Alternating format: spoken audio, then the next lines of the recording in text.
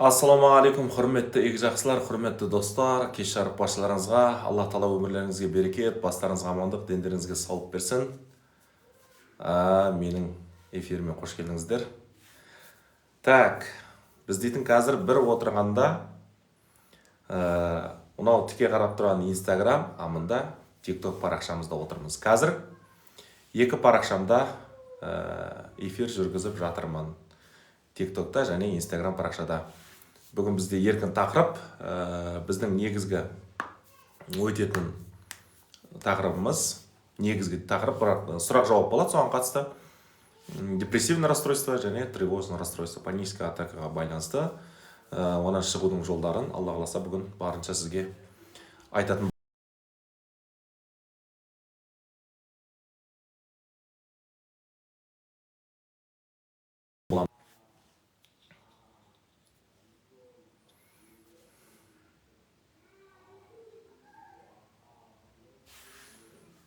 Уағалейкум ассалам, қалдарыңыз қалай? Батыр бауырым. Қош келдіңіздер. Тамаша. Қазір мен екі парақшамда отырмын. Мұнда TikTokта, мұнда Instagram парақшамда. Уағалейкум ассалам. Орал бауырым. Қалдарыңыз қалай? Жақсысыздар ма? Көрінбейсіңдер? Барсыздар ма? Жағдай сұрасып отырайық. Так, достар, бір адамдар маған жекеме жазады, WhatsApp-ма, Instagram-ма, дайректке. Көбісін мен оқи алмай қаламын, өйткені жазушылар өте көп. Бірақ біреулер жаңағыдай жазады, сосын жазып болып міндетсінеді артынан. Алло, неге сен маған жауап бермейсің? Мен саған жазып жатырмын деген сияқты да. Достар, мына нәрсені түсінейік, біз бір-бірімізге міндетті емеспіз. Долженствование дейді. Мынау Альберт Эллис дейтін бар. Альберт Эллис когнитивно-поведенческий терапияда РЭП дейтін терапияны ойлап тапқан. РЭП деген рационально-эмоциональный поведенческий терапия. Соның основателі, соның негізін қалаушы Альберт Эллис деген кісі сол айтады. Долженствование сердца невроз дейді. Долженствование это сердце невроза дейді. Міндетсіну бұл невроздың жүрегі деп атаған. Міндетсіну. Яғни адам өзін міндетті санау, немесе өзгені міндетті санау. Жалпы адам үш нәрсені должен деп санайды. Үш нәрсені міндетті қылады. Біріншісі, мен міндеттімін, немесе мен міндетті емеспін. Екіншісі, адамдар маған міндетті, және адамдар маған міндетті емес деген сияқты. Үшіншісі, әлем маған міндетті, немесе әлем маған міндетті емес деген сияқты. Соған мысал келтірейін. Мысалы, мен қателеспеуім керек, яғни мен міндеттімін қателеспеуге деген сияқты өзіне не істейді? Установка қояды. Мен қателеспеуім керек, қателеспеуге міндеттімін. Мен бір адамға уәде бердім ба, орындаймын, орындауға міндеттімін. Орындамаса, уже ол өзін жеп бастайды. Көрдіңіз ба? Адам деген орындамай қалады ғой, иногда. Орындамай қалады, уәдесін орындамай қалады. Дұрыс па? Пендеміз. Мысалы, біреу қарызын өз уақытында бере алмай қалады. Түсінесіз ба? Немесе сіз өзгеге өзіңіздің қарызыңызды бере алмай қаласыз өз уақытыңызда. Сол кезде сіз өзіңізді міндетті қыласыз. Мен міндеттімін қарызды беруге. Қарызды қайтара алмай қалған кезде сізде тревожный расстройство басталады. Тревожность. Ал енді өзгелер сізге міндетті деген. Ана әйелі мені жақсы көруге міндетті. Әкеше мен жақсы көруге міндетті, олар маған қызмет жасауға міндетті, менің жағдайым жасауға міндетті. Дұрыс па? Біреу мені қарыз алды ма, қарызын өз уақытында қайтаруға міндетті. Ол мысалы ауырып қалуы мүмкін, немесе өліп қалуы мүмкін, немесе әртүрлі жағдайлар болып қалуы мүмкін деген сияқты да, әртүрлі случайлар болып қалуы мүмкін. Адамбыз ғой енді. Әртүрлі жағдай, форс-мажор болып қалады. Көрдіңіз ба? Долженствование, өзгелер маған міндетті. Өзгелер маған бағынуға міндетті. Мысалы, жолда келе жатырмын көлікпен, негізі мен правпын ол жолда. Мен правпын да, мысалы, менің жолым. Главный дорога менікі, главный жол ол жерде менікі. Ол адам мені пропускать ету керек, мені өткізуге міндетті деп, мен ол жолдан өтіп бара жатамын да, ол келіп қапталымнан машинамен соғып өтіп кетеді. Мысалы, жолы болып өтіп кетті. Маған не болды? Мен уже больницаға түстім, ауыр паралич болып қалдым. Ол адам қамалып кетеді, бірақ ол біраз жылдан кейін шығады. Соңда жаңағы айтқан ол аман есен, жаңағы бүсбітін жеті мүшесі сапсау, ол жерде проблема кімде? Менде. Яғни мен правпын, ол маған міндетті деп біз баса беретін болсақ, біз өзімізді құрдымға кетіреміз. Былайша айтқанда міндетті, өзге маған міндетті, немесе өзім өзгеге міндеттімін деген. Сосын әлем маған міндетті, былайша айтқанда әлем осылай маған міндетті, маған беруге міндетті, адамдар маған міндетті, президент маған міндетті, бастығым маған міндетті деген сияқты. Бүткіл әлем маған міндетті деген сияқты да. Долженствование, мен ешкімге міндетті емеспін. Солай, сіз де маған міндетті емессіз. Кейбір адамдар жазған кезде ешқандай әдеп жоқ, жаңағы айтқан не жоқ, бір этика, эстетика жоқ. Инстаграмға біреу айтады, жаңағы қазір маған біреу хабарласып жатыр, мен айттым ассистентке хабарласыңыз деп WhatsAppқа жазып жіберсем, ол маған жазып тұр, мен ондайлар жыным жек көреді, мен деген через біреу арқылы хабарласқым келмейді, через біреу деген нәрсе мен жақтырмаймын деп, мәссаған, керемет сол, сіз мықтысыз деп жазып жіберді, не дейін енді басқа.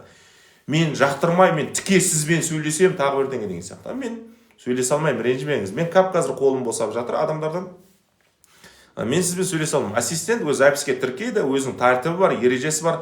Сіз егер мен сізге керек болсам, сіз менің уставтарыммен, менің қойған ережемен жүруге міндеттісіз. Потому что мен сізге ісім түсіп жатқан жоқ.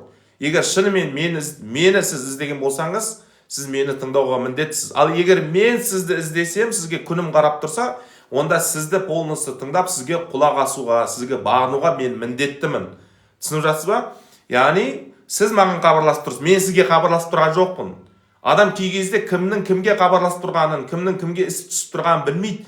Жаңағыдай міндетсіз. Алло, сен неге маған жауап бермейсің? Мен саған жазып жатырмын ғой. Сіз кімсіз сонша? Маған жазып міндетсіздесің. Олай болмайды. Әркім өзінің орнын білу керек. Егер маған хабарласып жатқан болсаңыз, значит, Құдай Тағала сіздің ісіңізді маған түсірді. Егер мен сізге хабарлассам, біліңіз, Құдай сізге мені қаратты, сіздің қолыңызға қаратып қойды. Демек, мен сіздің алдыңызға басымды иіп баруым керек. Потому что сіз маған керексіз, мен сізге мұқтаж болып тұрмын осы сәтте. Соңғысы қалай? Маған келдіңіз ба? Демек, кішкене субординация сақтауыңыз керек. Субординация. Мен сіздің алдыңызға барған кезде мен субординация сақтауым керек. Мен әдеп сақтауым керек. Сіз маған керек жансыз. Жарайды, сіз не десеңіз сол болады. Потому что мен сізге мұқтаж болып тұрмын деген сияқты. Солай достар. Мен бұл бірінші бұл ескертуді көптен бері айтқым келген, себебі көп адамдар былайша айтқанда әдеп жоқ, Құдай сақтасын бар ғой, әдеп жоқ. Жаңағыдай келеді де міндет түсініп бүйтіп. Сен кімсің маған? Кімсің былайша айтқанда, иә? Бұл тәкаппарлық тұрғысынан емес, шынымен де сен маған кімсің? Әкемсің ба, анамсың ба? Жарайды, әке-шешем маған ұрысса болады. Сен неге телефонды алмайсың, бала? Ей бала, не мынау телефонды алмайсың? Біз соғып жатырмыз десе, мен олардың ақысы бар, 100% келісемін.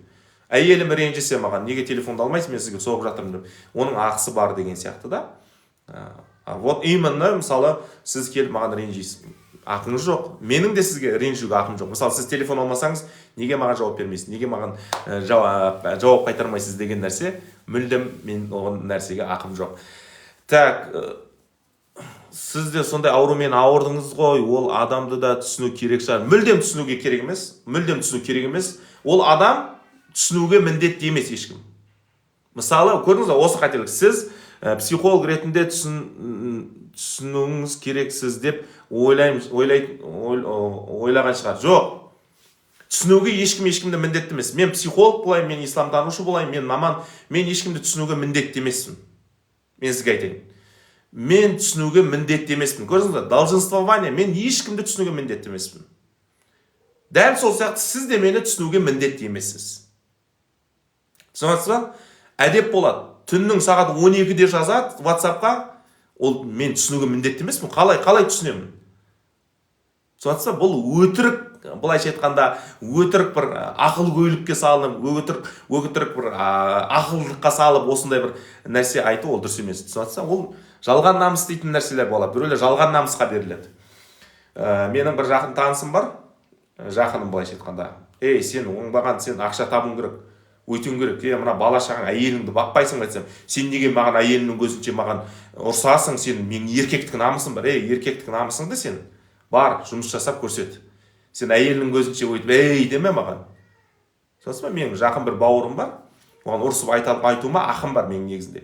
Ол маған бүйтеді. Жалған намыста былайша айтқанда, шіріген жалған намыс. Ал ол намысын ақша тауып, жұмыс жасап ақша табуға жұмсамайды. Өсуге жұмсамайды. әйеліне артып қойған жұмыстың бәрін әйелі жұмысын жасайды, баласын туады, анау жүр жалған намыс. Сондай өтірік жаңағыдай ақыл көлікке салмау керек, достар. Өтірік. Мен оны түсінуге де, оны дұрыс қабылдауға да міндетті емеспін. Түсінікті ма? Мен ауырдым екен деп, барлық неврозда жүрген адамдардың барлығын қабылдай беруге міндетті емеспін. Түсінесіз ба? Мысалы, мен таңдап қабылдасам да, мен өзім білем. Түсінесіз ба? Мүлдем қабылдамай қойсам да, мен өзім білем деген сияқты ғой. Міндетсіну емес бұл, міндетсіну емес. Просто мына нәрсені миыңыздан шығарып тастаңыз деп жатырмын да. Яғни қазір бұл жерде сізге терапия жүріп жатыр. Негізінде сіз егер шынымен неврозда жүрсеңіз, терапия жүріп жатыр.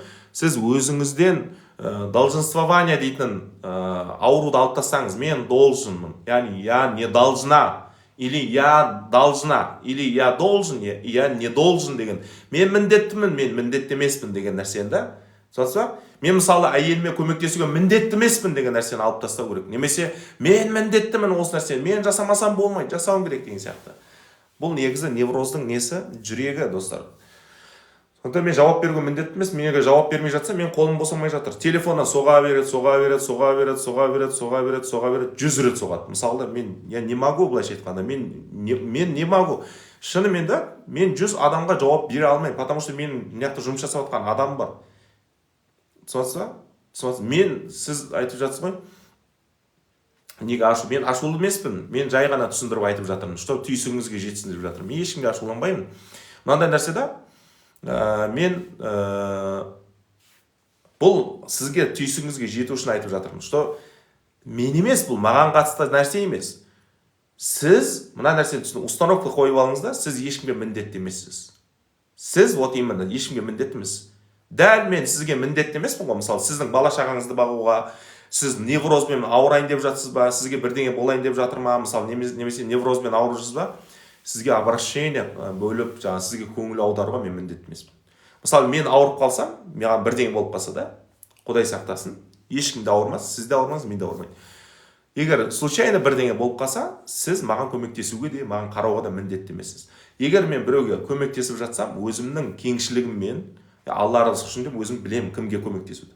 А вот именно міндетсініп, алло, неге жауап бермейсің деп отқан адамға, какой привет, такой ответ дейді, орыстар айтады ғой, какой привет, такой ответ. Қалай сәлем беріледі, солай жауап қайтарылады. Кім есікті қатты қақса, яғни есік қалай қағылады, солай жауап шығады. Есік қатты қақса, тарс, біреудің үйіне барып есігін қатты қағасыз ғой, тарс. Кімсің? Деп жауап беру мүмкін. Дұрыс па? Кімсің сен деп. Ал енді жай қақсаңыз, 3 рет, жай қақсаңыз, кім екен деген жауап, дауыс шығады ішінен. Кім екен? Кім екен деп. Дұрыс па? Сондықтан достар, әр нәрсенің қара жағын қарауға көруге болмайды. Мен ашуланып отқан жоқ, мен просто түсінсін деп отырмын да, сондай адамдай негативный адамдар, невроз болып, мен айттым ғой, невроздан өлмейсіз. Мен міндетті емеспін. Проблема жоқ, ассистентке жаздыңыз, ақшасын төлеңіз, записке тіркеліңіз. Мен сізді қабылдамаймын. Түсінесіз ғой? Мен ашуланып айтайын оны, сабырлықпен айтайын, жұмсартып айтайын. Жалпы сіз ешкімге міндетті емессіз, мен ешкімге міндетті емеспін. Міндеттімін деген нәрсені шығарып тастаңыз жүрегіңізден. Все болды, міндеттімін. Сіз қана өзіңіздің ағайын туысыңыздың алдында, әке-шешеңіздің алдында міндетті шығарсыз. Соларға көмектесіп, бала шағаңызға міндеттісіз деген сияқты. Ал енді айдаладағы біреуге міндетті емессіз. Оларға көмектесіп жатсаңыз, қолыңыздан келсе көмектесесіз. Мысалы, сіз садақа беруге міндеттісіз ба? Алла Тағала міндет деген жоқ қой, дұрыс па? Тек зекет 40-тан бірін, егер ақша дүниеңіз болса, зекет беруге міндеттісіз. Бірақ садақа бермей жүрген қаншама адамдар бар. Садақа беріп жүрген адамдар болса, тоже садақа бермей жүрген адамдар қанша, миллиондаған адам садақа бермей жүр. Сіз оларды қалай міндеттей аласыз? Олар міндетті ма, мысалы, садақа беруге деген сияқты? Міндетті емес. Олар өздерінің отбасын бағуға ғана міндетті. Бірақ біреуге барып садақа беруге міндетті емес. Ол садақа бермеген үшін ол Алланың алдында оған жазаға тартылмайды. Жазаланбайды. Егер кеңшілікпен ақшасы артып, min fudulil mal дейді, пайғамбарымыз саллаллаху алейхи ва саллям айтады. Артып тұрған дүниеден берген садақаң міне сол сауаптырақ дейді. Сол садақаны берсе, ол міндетті. Ол сауаптырақ, ол міндетті қылып біреуге беруге болмайды. Так, еркін тақырып болғандықтан, достар, жарайды. Нағыз маңызды нәрсеге өтейікші, сұрақтарға өтейік. Бүгін доминанттар жайында сөз қозғаймыз, иншалла, паническое расстройстводан шығуға әбден айттыңыз ғой, тағы түсіндік дейді. Алла разы болсын. Негізгі тақырыпқа өтейік. Так, мында тиктокта, мында инстаграмда сұрақтар қойып жүр. Ассалаумағалейкум. Басымнан жартысы жансызданып тұрады, көп болды. МРТ бәріне түстім, бәрі дұрыс дейді. Невроздан боламас. Обязательно бұл нәрсе невроздан болуы мүмкін.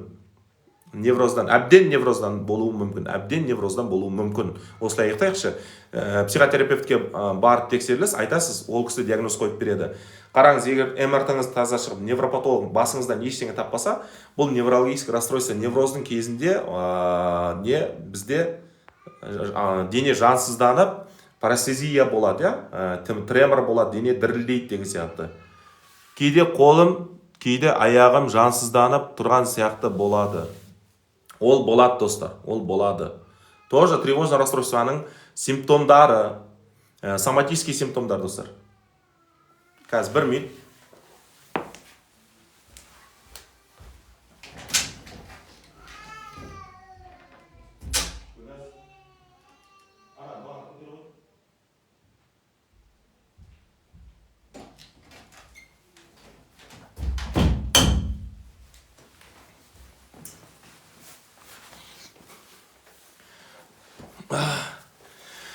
Так, міндетті емес деп көп айтып кеттік қой. Міндетті емес, міндетті емеспін деп. Түсінген шығады, ойлаймын. Бүгін сіздің кітапты оқыдым, күн ұзақ, сосын наушникті салып қойып, сақталған видеоларды 10 қайтарақ тыңдадым. Миға қабылдау неге қиын деймін да, ой Алла, жақсыға жету үшін өмірің кетеді деген рас-ау. Дұрыс айтасыз. Пайғамбарымыз саллаллаху алейхи вассалам сол үшін айтады, дінде де айтып кеткен. Қараңыз, хужибатул джаннату бил макари ва хужибатун нару биш шахават дейді. Жаннат жұмақ қиындықтарымен қорғалған дейді. Қиыншылықтарымен қорғалған. Жұмаққа жету оңай емес. Ал тозақ ол нәпсі қалауларымен, шахватпен қорғалған дейді. Шахват деген нәпсінің қалауына ердің, все болды деген сияқты да. Тозаққа кіре салу оңай деген сияқты. Ал енді жұмаққа жету еңбек. Дәл сол сияқты мына дүниеде жақсылыққа жету, ақшаға қол жеткізу, абыройға, мансапқа қол жеткізу еңбекті талап етеді. Білімге қол жеткізу. Мысалы, білім алу инемен құдық қазғандай дейді, дұрыс па? Білім алу инемен құдық қазғандай. Бастырып қалам ба деп қорқып жүрмін енді дейді. Бұл навязчивые мысли. Сондықтан аға тревожность бастыру болу мүмкін ба? Бастырылғанда не істесек болады? Бастырылу болады. Тревожный расстройствоның кезінде бастырылу болады. Бұған бірінші кезекте діни тұрғыдан берейін ақыл кеңес. Біріншісі, Ихлас, Фалақ, Нас сүресін пайғамбарымыз саллаллаху алейхи вассалам жасағандай жасаңыз. Оны қалай жасаймыз? Сүннет бойынша. Айша анамыз айтады, пайғамбарымыз саллаллаху алейхи вассаламға төсегіне жататын кезде, төсегіне қисаятын кезде пайғамбарымыз қолын жайып, алақанын осылай екеуін бір-біріне қауыстырып, қосып, Ихлас сүресін оқиық бірінші. Аузу биллахи минаш шайтанир ражим. Бисмиллахир-рахманир-рахим. Qul huvallahu ahad, Allahu samad, lam yalid wa lam yulad wa lam yakul lahu kufuwan ahad. Bismillahir-rahmanir-rahim. Qul a'udhu bi rabbil falaq min sharri ma khalaq wa min sharri ghasiqin idha waqab wa min sharri an-naffathati fil 'uqad wa min sharri hasidin idha hasad. Одан кейін Нас сүресін. Bismillahir-rahmanir-rahim. Qul a'udhu bi rabbin nas, malikin nas, ilahin nas, min sharri al-waswasil khannas alladhi yuwaswisu fi sudurin nas min al-jinnati wan nas. Қараңыз, үрлеген кезде түкірік аралас үрлейсіз. Пайғамбарымыз саллаллаху алейхи вассалам түкірік аралас қылып үрлеген екен. Ал латафа деген бар, нафафа деген бар. Нафафа деген сөз түкірік аралас үрлеу. Жоқ, түкірік аралас деген нафафа деген сөз түкірік араласпай, тек үрлейсіз. Ал латафа деген түкірік аралас дем салу. Екеуі де болады, ешқандай зиян жоқ. Сосын дем саласта жүзіңізден бастап бүткіл басыңызға осылай, денеңізге, осылай қолыңызға, аяғыңызға, түгіл денеңізге. Бұл шариғи тұрғыдан сізге кеңес.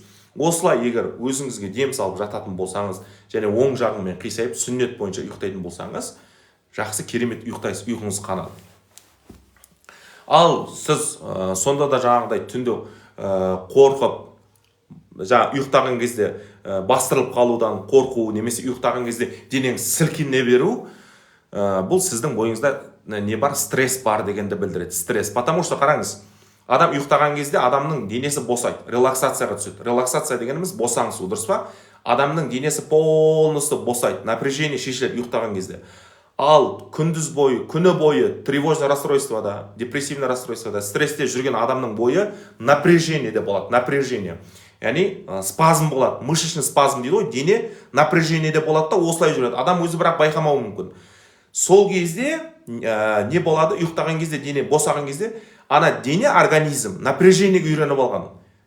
Напряжениеге үйреніп алған, ұйықтаған кезде расслабиться етіп ұйықтай алмайды, расслабиться ете алмай жатыр. Сол кезде дене қатты сілкініп кете береді. Паническая атака сол не кезде де болады бізде, жаңағы ұйқының кезінде де болады. Сілкіне береді, дене өзіне өз ұйықтап жатқан кезде де мазасыздана береді. Себебі дене напряжениеге үйреніп алған.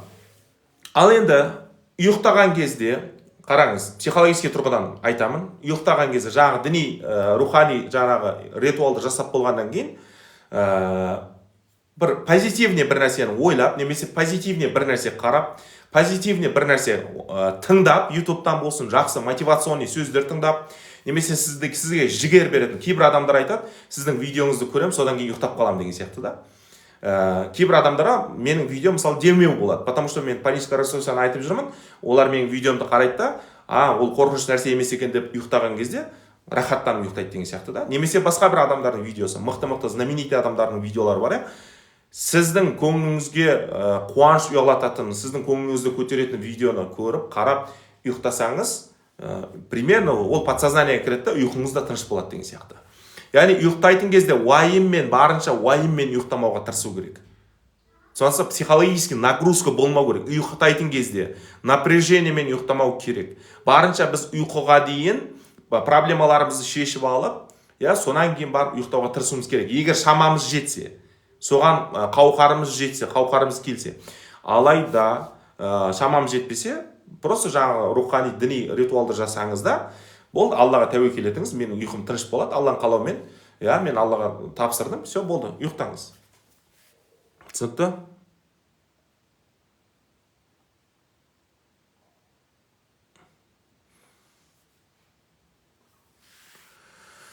Бастырылудың нервқа қатысы бар ма? Әрине, бастырылудың нервный, вегетативный нервный система. Бұны дисфункция вегетативный нервный система дейді. Дисфункция ВНС, вегетативный нервный системаның бұзылуы деп аталады. Біз айтқанбыз өткенде, жаңағы айтқан вегетативный нервный системаның бұзылуының негізгі себептерін айтамыз. Дисфункция вегетативный нервный системаның себептерін, причиналарын айтамыз деп айтқанбыз. Өткенде арнайы болған бір не дайындаймыз, жаңағы айтқан видео немесе эфир дайындаймыз деп. Жарайды, қысқадан нұсқа айта кетейін осы жерде информация ретінде. Яғни паническая атакаға, дисфункция вегетативный нервный система дегеніміз паническая атака, адамда паническая атаканың болуы. Вегетативный нервный система екі жүйеде, екі системада жұмыс жасайды. Біріншісі симпатикалық нервный система, екіншісі парасимпатикалық жүйке жүйесімен жұмыс жасайды. Симпатический нервный система жұмыс жасаған кезде бізде вегетативный нервный системаның ішінде симпатический нервный система жұмыс жасаған кезде бізде жүрек қатты соғып кетеді, ком горла болады, головокружение болады, бас қысып ауырады, желкеден ұстайды, жауырыннан ұстайды, отдышка болады, іш ауырады, іш өтіп кетеді, аяқ қол қалтырайды, дірілдейді, тремор, озноб, парестезия, дененің іші жыбырлап жүреді, дұрыс па? Ішіміз өтіп кетеді деген сияқты. Денеміз ұйып қалады, жансызданып қалады, денемізде бір жан жоқ, энергия жоқ сияқты жағдай. Сондай бір сезімде боламыз. Бұл симпатикалық нервный система жұмыс жасаған кезде. Ал парасимпатиканың кезінде бізде система покоя дейді, система покоя ол уже тынышталып қалады. Адам жүрегі қалыпты соғып бастайды, давление орнына келеді, қалпына келеді, тамақ жеген кезде ұйқымыз қысып бастайды деген сияқты да, ол жайлылық сезім болады. Жайлылық, мазасыздық емес, тамақ жеген кезде мазасызданбайсыз, просто жайлылық сезім. Енді қараңыз, осы паническое расстройствоның себебі, яғни паническая атака түсудің негізгі себептеріне келетін болсақ, ол ең бірінші жаңа стресс, депрессия. Адам стресс, ұзақ уақыт стресс, депрессияда жүру, сосын ішімдік, әртүрлі ішімдікке берілу, ішуі, сосын есірткі қолдануы деген сияқты. Сосын жаңағыдай ұйқысыздық, постоянно ұйықтамай жүре беру. Мысалы, жас кезімізде біз көп ұйықтамай жүре бердік, анда-мында барып деген сияқты. Сонан кейін көзім ойнап жатса, айып етпеңіздер, мен мына жаққа екі телефонға қарап отырмын, екі жақта, мында TikTok и мында Instagram. Қараңыз, сосын жаңа ұйықтамай жүре беру, сосын шектен тыс көп жұмыс жасау, нагрузка басу, мысалда 2 күн, 3 күн деп жаңағыдай қатты нагрузка жұмыс жасау деген сияқты. Ол психологический жұмыс болуы мүмкін, иә, миға нагрузка түсіретін жұмыс, немесе физиологический нагрузка түсіретін жұмыс. Мысалы спортсмендер мысалы 2 күн деп 3 күн деп қатты тренировка кіріп кетеді, сонан стресс алады.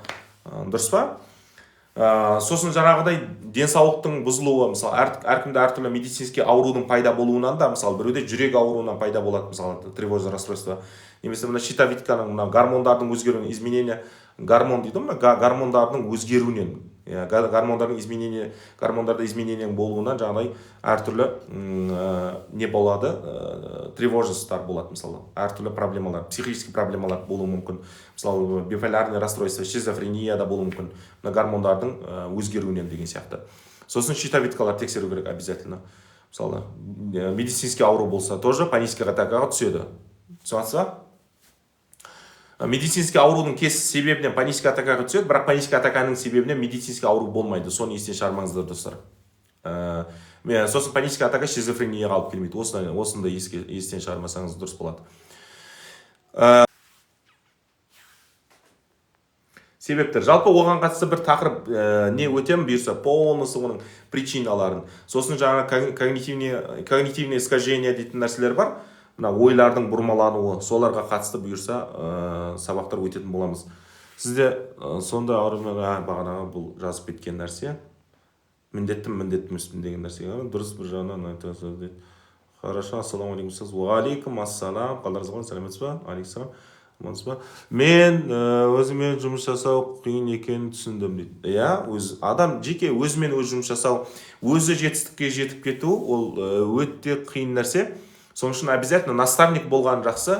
Жетістікке жету үшін, мысалы, тренер болу керек. Мысалы, сіз фитнес-клубқа бардыңыз, спортзалға бардыңыз, күреспен айналысып жасыз, каратемен айналысып жасыз, теннисный кортқа бардыңыз, бокске бардыңыз. Сізге обязательно тренер керек. Сізге обязательно тренер керек. Өз-өзіңізден сіз чемпион болмайсыз. Университетке оқуға түссеңіз, ол жерде обязательно сізде ұстаздар болады, ағайлар болады, педагогтар болады деген сияқты. Ол жерде сол мамандар болады сізге сабақ үйрететін. Дұрыс па? Қай қаладансыз? Алматы қаласынанмын, достар. Алматы. Ұстаз, басымның жартысы жансызданып кейде қызып тұрғандай болады. 2 айдан асты МРТ бағанағы сұрақ. Бұл тоже тревожный расстройствоның симптомдарының бір симптомы. Егер дәрігер басыңыздан ешқандай ауру таппаған болса, біліңіз, сізде неврологический расстройство болып жатыр. Ол қалпына келеді. Оның арнайы техникалары бар, методикалары бар. Сонымен жұмыс жасаған кезде оның барлығы қалпына келеді. Түсінесіз? Тревожная паническая атака кезінде қалай басамыз? Тревожная паническая атаканың кезінде, достар, релаксациялар бар. Релаксация. Доминант жайында сөз қозғайын дедім. Доминант дегеніміз не? Доминант дегеніміз бізді басып тұратын бір ой, немесе қалау. Мысалыға айтайын. Таңертең ұйқыдан оянған кезде мені қуғым ұстап, туалетке қарай шақырып тұр, иә? Туалетке барғым келіп тұр. Мен басқа нәрсе ойлай алмаймын. Негізгі доминант менде не? Ол туалетке бару, туалетті ойлап жатырмын. Дәретхана, әжетханаға баруым керек. Сосын өзім қажетімді өтеп болғаннан кейін бір кезде қарным ашып жатқан сезінемін. Бұл жерде уже бірінші доминант басылды, екіншісі уже менде қарным ашып жатыр. Қарным, асқазаным уже құрылдап, қарн тамақ деп жатыр. Сонан бұл доминант мен неге алып келеді? Кухняға алып келеді, ас бөлмесіне алып келеді, асханаға. Сол жерде тамақ пісіріп, өзім дайындап, немесе келіншегіме шай қойдырып, тамақ пісіртем, иә? Тамақ астырып, таңғы асты ішіп алам, сосын қарым тойғаннан кейін менде екінші бір доминант басталады. Ол не? Так, менің жұмысқа шығуым керек, ақша табуым керек деген сияқты да. Ақша керек, балашаға бағу керек деген сияқты. Түсінесіз ба? Ал енді сіздің доминантыңыз сізде паническая атака. Түсінесіз ба? Тревога, паническая атака. Сізде уже паническая атака келген кезде сіз еш нәрсені ойлай алмайсыз. Сіз миыңызға еш нәрсені сыйдыра алмайсыз. Сізді басып тұрған бұл жерде не нәрсе? Паническая атака. Паническая атака сізді барлық нәрседен басып тұр. Негізгі доминант осы. Осы паническая атака келген кезде сіз әртүрлі сезімде болады. Мысалы, страх смерти болуы мүмкін, өліп қалам деген қорқыныш болуы мүмкін, ойбай ауырып қалам деген сезімде болуыңыз мүмкін. Бірақ оның барлығы өтірік. Одан ешқандай адам өліп қалып, ауырып қалып, ондай болмайды. Бірақ ощущение солай болады. Ощущение, как будто сізге вот бірдеңе болып қалатын сияқты. Ондай болмайды, достар. Сәлеметсіз бе? Мен іштей қатты діріл басады, басым айналғандай болып мазастанам. Бұл тремор делінеді, достар. Бұл тремор. Ол тремордың причинасын анықтау керек. Сізде ешқандай медицинский проблема жоқ па? Егер медицинский проблема жоқ болса, онда все, сізде тревожное расстройство, сізде дүрбелең шабуыл. Дүрбелең шабуыл. Достар, қайырлы түн. Қалыңыз қалай? Шүкір, алхамдулилля. Ұстазжан, Аллах Тағала разы болсын, сізге тек алға басу керек, баса беру керек. Дұрыс айтасыз. Орал бауырым, алға баса беру керек. Қайыр деп дұрыс айтасыз. Тоқтамау керек. Никогда тоқтап қалуға болмайды. Тоқтап қалуға болмайды. Иә. Кітапты қайдан аламыз деп ассистентке жазасыз, достар. Ассистентке жазасыз. Менің парақшамда ассистенттің номері бар. Сол кісіге хабарлассаңыз, сол кісі сізге через почта, яғни почта арқылы жібереді. Менде де сол қол аяғым ойып кетеді, жүрек жиі соғады, үй тірлігіне қолым бармайды, жасаса деген дірілдейді дейді. Жасаса денем дірілдейді дейді. Яғни жасасам денем дірілдейді. Я, қараңыз, онымен проработка жасау керек. Проработка жасап, ол состояние шығуыңыз керек. Обязательно. Олай жата берсеңіз, сіздің доминантыңыз, сізді басқарып тұрған негізгі доминант, ол тревожное расстройство. Тревожное расстройство. Ол сізді өмір бойы басқара бермеу керек. Түсінесіз ба? Уже сіз өмір сүріп жатқан жоқсыз на самом деле. Как будто бірдеңе болып қалатындай, бірақ ештеңе болмайды. Как будто бола береді. Как будто, дұрыс айтасыз. Как будто бола береді, бірақ ештеңе болмайды. Түсінесіз ба? Ештеңе болмайды. Мен де алғым келеді дейді. Сырттан білмейді, іште болады, басым, қолым, мойным дейді. Достар, кейбір адамдардың ағайын туысы, әке-шешесі, жақын бауырлары, күйеуі немесе әйелі оған сенбейді. Ауырып жүргеніне. Бірақ паническая атакада, яғни дүрбелең шабуылда жүрген адам, как будто бір вот қазір міне өліп қалатын сияқты. Яғни аманат қылып барлық нәрсені басында болған кезде аманаттап жүреді. Мына бала шаға саған аманат, дүние аманат деген сияқты да. Неге? Ол қазір действительно маған бірдеңе болып қалады. Уже катастрофизация дейді. Бұл когнитивный искажениенің ішінде катастрофизация дейді да. Апаттық жағдай уже все. Паническая атака келді, действительно менде өлетін ауру. Мені өлтіретін ауру, все болды, мен действительно маған бірдеңе болды. Бірақ онымен ештеңе болмайды. Маған бір бауырым айтып береді, қажылықта жүрмін дейді. Қажылықта жүрсем, паническая атакам ұстап. Паническая атака болмайды, паническая атака екенін білмейді. Жас жігіт қатты мазам қашып, өліп қалады сияқты сезімде мазам қашты дейді. И сонан қасында жаңа бір жігіт келді дейді. Ол жігіт менің группаласым өзімнің, жаңағы бауырымның несін көріп, іс-әрекеттерін көріп күлкім келіп жатыр да, ол группалас жігіт. Сол жігіт, келді де жаңағыдай калима айт, ла иляха иллалла деп айт. Содан Ясин сүресін оқып кетсе бола ма дейді. И ана жерде паникам күшейіп кетті дейді. Сонан мен больницаға алып барғаннан кейін, жарты сағаттан кейін жаңағы гостиницаға күліп келіп тұрмын дейді да. Күліп келіп тұрмын, түк болғанма, дым болмағандай күліп келіп тұрмын дейді да. Сол сияқты. Ол жігітте ожидание болды. Қазір маған бірдеңе болып қалатын сияқты деген. Бірақ ештеңе болған жоқ. Ол больницаға бардым, больницадағылар жаңағы Меккеде больницада ештеңе таппаған, сенде түк жоқ, ешқандай ауру жоқ деп қайтарып жіберді. Гостиницаға күліп келіп тұрмын дейді да. Бәрі аң-таң дейді да. Қорқып, уайымдап қазір не болды екен, тыныштық па екен деп. Сөйтті дейді, бірақ дым болған жоқ дейді. Түсінікті, достар. Сіздің кітабыңызды оқып, біраз жеңілденіп қалдым. Әсіресе жын шайтандар тек ой ғана сала алады, басқа нәрсеге күші жетпейді деген жері дейді. Тамаша. Алла разы болсын. Паническая атакадан шыға алмай жүрік дейді. Ой, паническая атакадан шыға алмайды. Не ол сонша? Шыға алмайды не нәрсе, мен түсінбеймін осы. Енді өздеріңізге зұлымдық жасап жүрсіздер ғой. Мен проблема жоқ. Мен сізге как наставник ретінде көмектесем, қараңызшы. Бірақ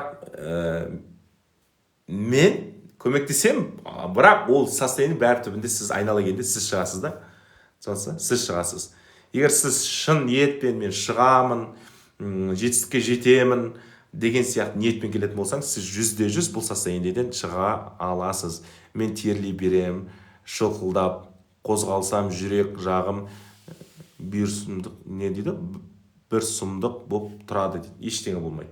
Жүрегіңізде болса тәкиқардия болып, жүрегіңіз қатты жылдам соғып кетеді, онымен ештеңе болмайды. Главный, кардиолог жүрегіңізде ешқандай патология жоқ, таппады. Жүрегіңіз сап-сау десе, все болды. Қорқудың қажеті жоқ, айналайын. Жүре беріңіз. Саламатсыз ба? Менікі бірден басым айналып кетеді и жүрегім тоқтап қалатын сияқты болады, жаман ой келе береді. Тоже паническое расстройство, достар. Дәрігерге барып тексеріліп, егер дәрігер ешқандай проблема таппаған болса, проблема мида. Достар, мида. Оған ешқандай дәрі де көмектеспейді. Сондықтан дәрі ішесіз, психотропный дәрі ішесіз, антидепрессант ішесіз. Бірақ ол дәрінің өзі сізге көмектеспеуі мүмкін. Егер көмектеспей жатса, онда сізге психотерапия керек. Сондықтан психологический терапия керек. Дәрсіз жұмыс жасау керек ол нәрсемен. Паникадан қалай құтылам демеу керек. Оны қабылдау керек, сосын прогресс болады. Дұрыс. Дүрбелең шабуылдан қалай құтылам, айтыңызшы дейді. Дүрбелең шабуылдан құтылуға қатысты техникалар айтылып жатыр. Релаксацияны жасаңыз, достар. Релаксация өте керемет, эффективный техникалар. Дыхательный, тыныс алу релаксациясын жасаңыз. Паническое расстройство болып жатыр. Отырыңыз, просто спокойно отырыңыз и терең демалуды бастаңыз.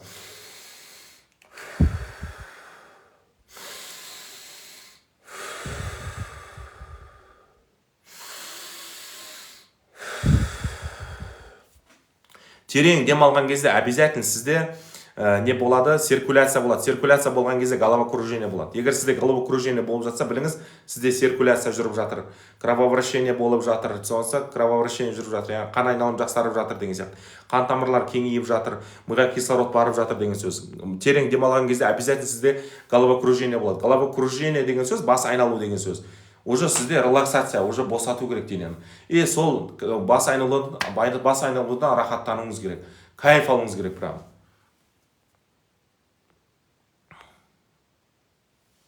Менде көргенде қорқыныш дейді. Үрей, сыртқа шыққанға қорқам, бір өліп қалатындай азып арықтап жатырмын күннен күнге дейді. Сізде агорафобия бар уже. Сізде біріншіден агорафобия бар, и сізде тоже жаңағыда айтқан симптом страх смерти бар. Бұның барлығы мидың алдауы. Мидың алдауы. Өзіңізді внушать етіп, арғарай уже тұңғиыққа кетіп бара жатсыз. Өзіңізді тұңғиыққа неосознанно. Панический атакадан шығу үшін разумно жұмыс жасау керек. Разумно жұмыс жасау үшін, яғни ақылмен жұмыс жасау керек. Ақылмен жұмыс жасап шығу керек. Ақылмен жұмыс жасау үшін білім керек. Түсінесіз ба? Білім керек. Ақылды нығайтатын білім, достар. Адам білімсіз жұмыс жасай берсе, білімсіз панический атакадан шығам деп білімсіз, ол наоборот асқындырып алады. Панический атакасын асқындырып алады. Потому что ол адамда шығудың білімі жоқ қой. Шығатын білімі жоқ. Сосын ойына келген нәрсені жасай береді, а наоборот уже хуже. Панический расстройствоны асқындырып алады. Керек емес. Соның үшін маманға хабарласыңыз. Действительно, расстройство маманға өзіңізше еш нәрсе жасамаңыз. Сіз бір жеріңіз ауырып тұрса, өзіңізше алып дәрі іше беретін болсаңыз, өзіңіз құртасыз. Дәрігерге баруыңыз керек, бір жеріңіз ауырып тұрса. Ол тексереді. Сосын сол ауруыңызға байланысты дәрі жазып береді. Сол ауруыңызға қарап дәрі жазып береді. Ал сіз өзіңіз дәріні алып іше берсеңіз, өзіңіз құртасыз деген сияқты ғой. Олай болмайды. Ассалаумағалейкум. Агорафобия қаншалықты дамуы мүмкін дейді. Қаншалықты дамуы мүмкін, үйден шыға алмай қалдым дейді. Агорафобия, паника көп болып кетті.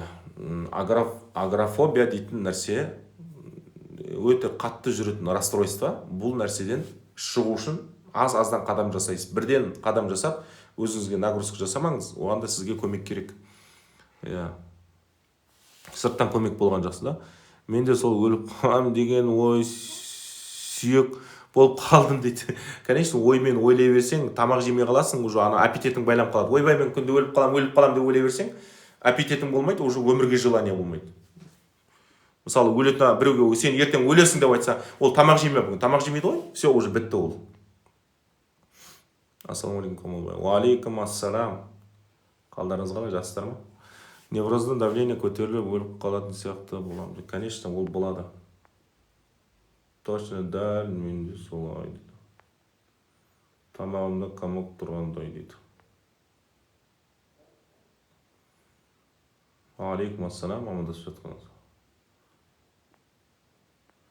Даусым шықпай тұр ма? Не болып кетті? Даусым шықпай тұрған жоқ па? Дауыс шықпай тұр деп айтып жатыр, достар. Дауыс естіліп тұр ма, айта қойыңыздар. Инстаграмда отқандар.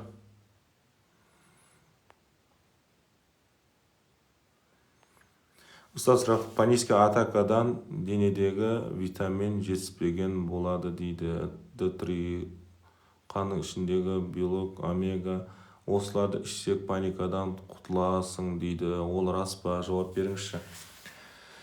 Ойбой, ішсек сол витаминді ішкеннің көкесі мен болдым ғой. Витамин деген D3 дегенді мен дейтін үйде пачка жатты. Омега дейтін жаңағы балықтың майы. Ол да пачка кезінде жатты, іштік мысалда. Достар, қанша адамдар бар да, ол витамин D3 деген қыстың кезінде вообще ешкімде болмайды. Ол төмен түсіп кетеді. Ол барлық адам паникада жүрген жоқ қой. Барлық адам паникада жүрген жоқ мысалы. Сонсыз ба? Әрине витаминнің жетіспеушілігі жақсы емес, бірақ витамин ішіп жеп тұру керек. Бірақ витамин жеп сонымен паническая атакаға шығып кетпейсіз. Ол физиологияңызда болып жатқан проблема емес. Физиологияңызда витамин жетіспеу қалуы мүмкін, немесе артық болуы мүмкін. Ол проблема паническая атака. Мына дисфункция ВНС, дисфункция вегетативной нервной система, вегетативті жүйке жүйенің бұзылуынан болып жатыр ол. Сонсыз ба? Сол нервный системаны қалпына келтіру керек.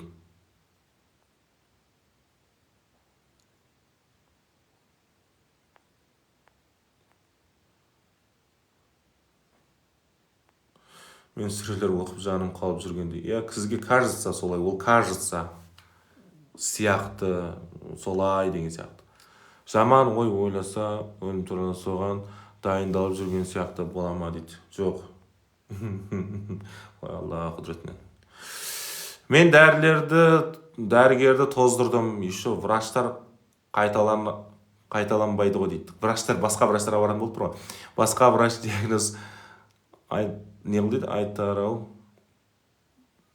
деп бара берем ғой, жарықтық дейді.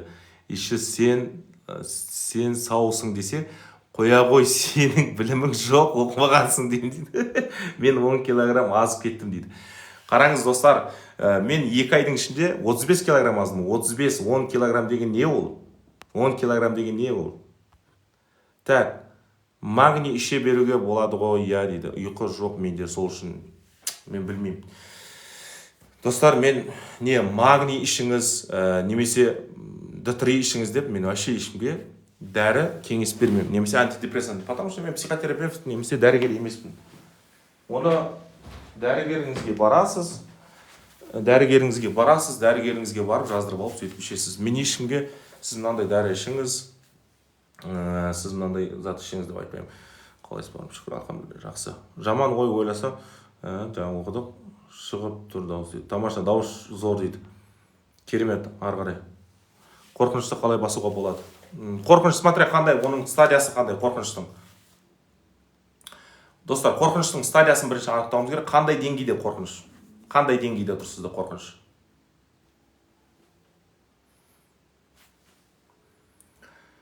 Қорқынышты басу үшін оны анықтау керек. Қандай қорқыныш? Мысалы, қорқыныш бар. Үйден шыққан кезде қорқа салу бар. Мысалы, есіктен, түннен қараңғылықтан қорқады біреу, мысалы. Біреу суға түсуден қорқады деген сияқты. Біреуде действительно тревожное расстройство бар. Кәдімгідей қорқынышты, асқынған қорқыныш. Ол нервный системаның бұзылуы, мысалы, нерв жүйке жүйесінің бұзылуы. Неврологическое расстройство, жүйке жүйенің жұқаруы. Так, бола ма дегенім қорқыныш кезінде ондай бола ма дегенім ғой дейді. Сұрағыңызды өтсін бәрін. Сәлеметсіз бе, жүрегім соға береді. Жүрегіңізді онда кардиологқа барып тексертіңіз. Егер кардиолог ештеңе таппаса, ол жаңа тревожное расстройство, сізде паническая атака болып жатқан болуы мүмкін.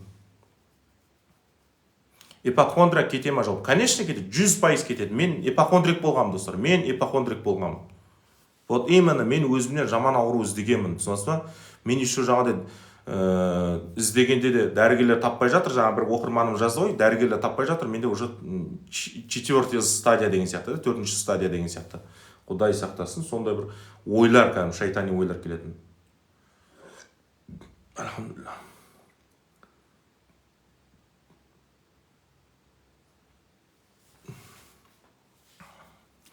Жаман ой ойласа, соған дайындалып жүрген сияқты қорқыныш кезінде бола ма деген.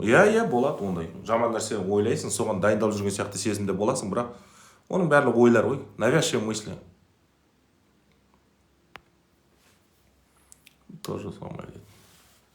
Жауап бересіз бе дейді. Жауап бере алмай жатырмын, достар. Мен мына жақта Инстаграмға жауап беріп жатырмын. Қазір 2 парақшамда отырмын. Біреуі Инстаграм, біреуі TikTok деген сияқты.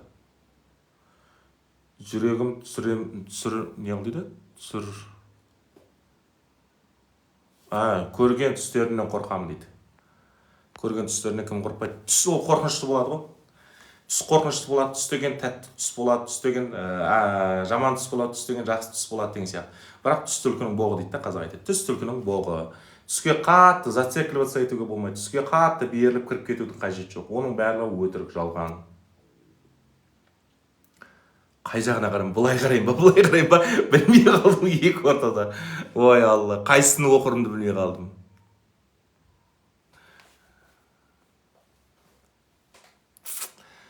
Солай достар. Кіргендегі мақсатым айтайын дегенім достар, қараңыз, негізгі доминант сізде панический атака, сізде қазір сұрақтар қойылып жатыр ғой, бәрінің сұрағы қайталанып жатыр негізінде. Доминант сізде панический атака, сізді басқарып тұрған панический атака. Сондықтан сіз басқа нәрсені ойлай алмайсыз. Сізде не страх смерти болуы мүмкін, страх смерти екі түрлі болады. Біріншісі, не өзіңізде бір ауру пайда болса, аурудың себебінен өліп қалуы мүмкін деген қорқыныш. Екіншісі өзіме қол жұмсау мүмкін, яғни жіп көрсе, пышақ көрсе, ине көрсе, әртүрлі жаңағы темір көрсе, сонымен өзіме қол жұмсап қою мүмкін деген қорқыныш. Страх смерти осылай болады. Сондықтан панический расстройство кезінде. Ал депрессивный расстройство кезінде адам өзіне қол жұмсағысы келе береді. Ол қорқпайды ол нәрседен. Наоборот, мен қол жұмсаймын өзіме деп, соған ұмтылады. Өзі өмірдің краскасы кетті, маған қызық емес деген сияқты. Түсінікті? Солай достар. Тамақ ішер кезде қорқамын, уайымдап, әрең ішемін, ауа жетпей қалатындай дейді. Болады.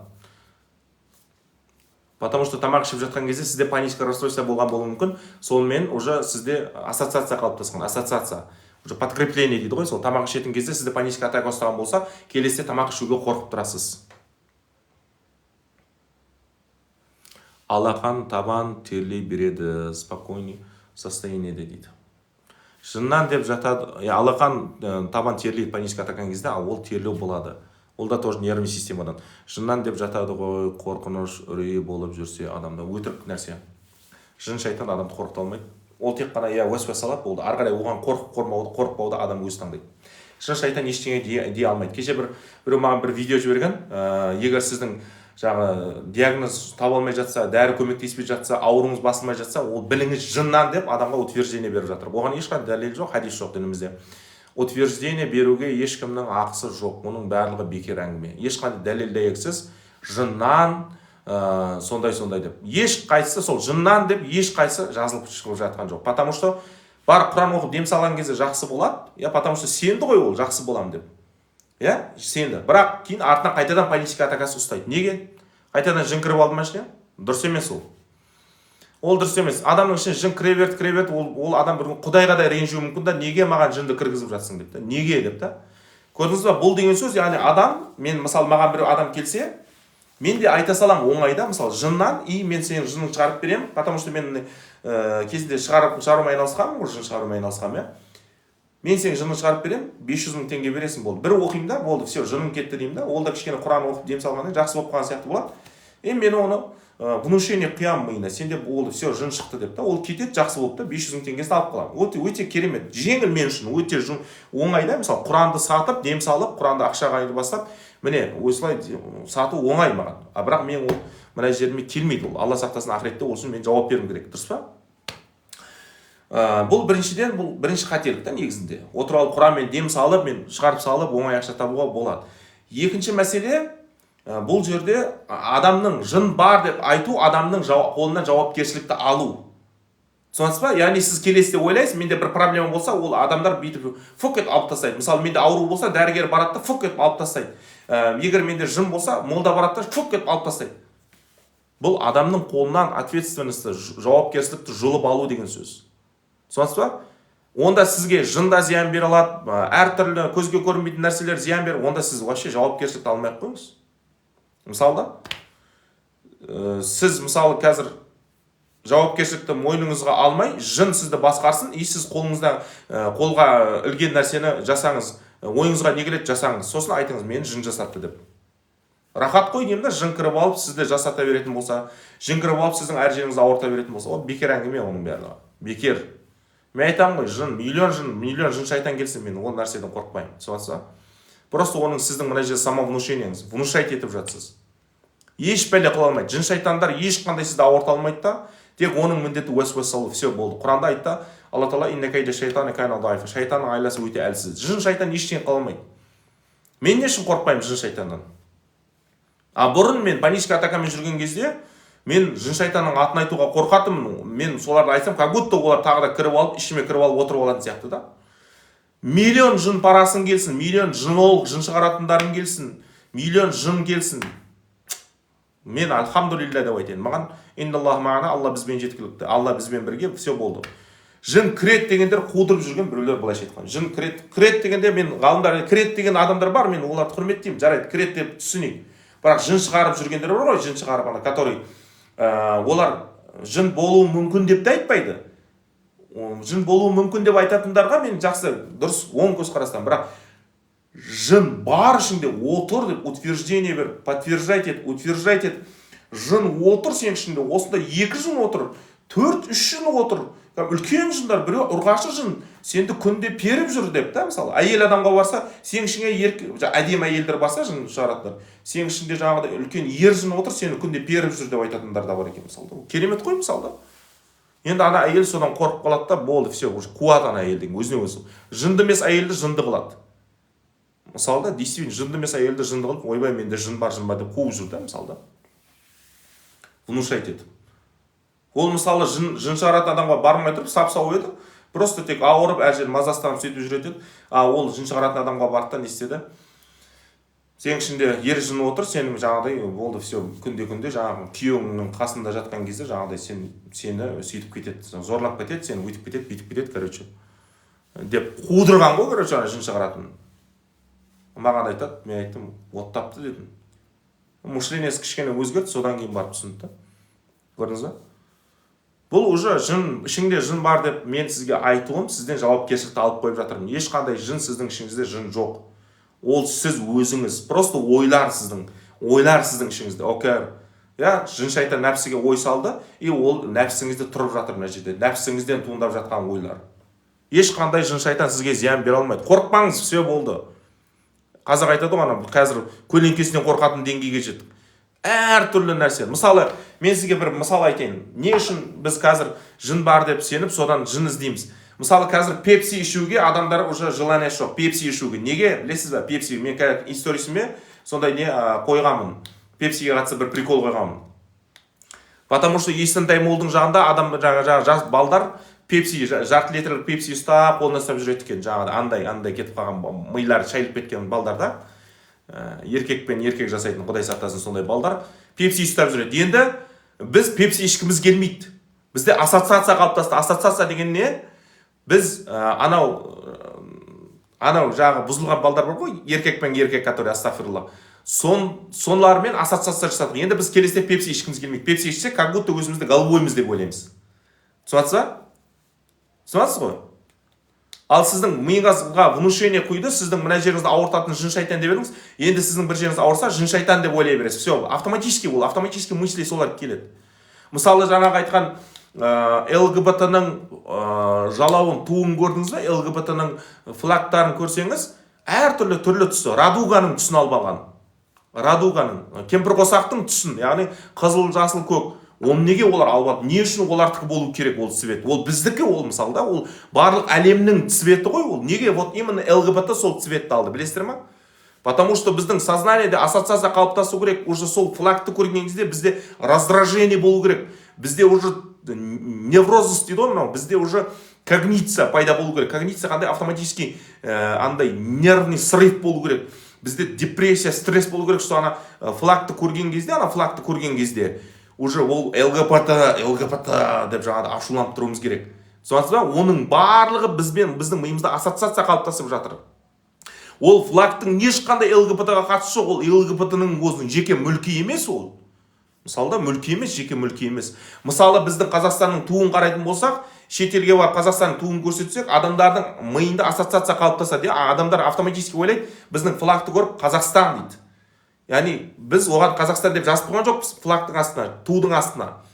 Иә, жасыл, иә, оның астына жаңағыдай айтқан ЛГБТ, жаңағы Қазақстан деген жазу тұрған жоқ. Біз просто барып Түркияға барып бүйтіп көрсетіп жүреміз, шетелге барып басымызға жауып, иығымызға асып бүйтіп жүреміз.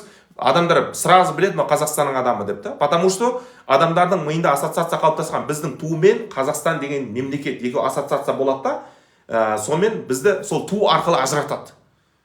Дәл сол сияқты біз ана флагты немен ассоциация жасағанбыз, уже біреу сондай бір ала әртүрлі түсті светтегі туларды көтеріп жүрсе, біз автоматически оны ЛГБТ мен ассоциация жасап алғанбыз. Негізінде ол әртүрлі қызылды, жасылды тулар, қызылды, жасылды цветтер, әртүрлі түсті реңдер біздің стрессті снимать етеді негізінде. Қазір әлемнің түсі жоғалды, әлемнің несі кетті, реңі кетіп қалды. Неге? Потому что біздің анау әртүрлі алуан түрлі цветтерімізді, алуан түрлі түстерімізді ЛГБТ алып қойды өзіне. Ал біз несіз қалдық? Цветсіз қалдық. Уже мынау қараңыз, мына бөлменің ішін қараңыз, вообще цвет жоқ уже. Цвет жоқ. Мына жерде уже темный, мына стенаны қараңызшы. Однотонный, вообще серый, вообще нұр жоқ. Мынаған қараған адамның, осы түске қараған адамның, ана жоғарда обойды қараңыз. Мысалда, тоже серый, вообще андай ашып тұрған жоқ.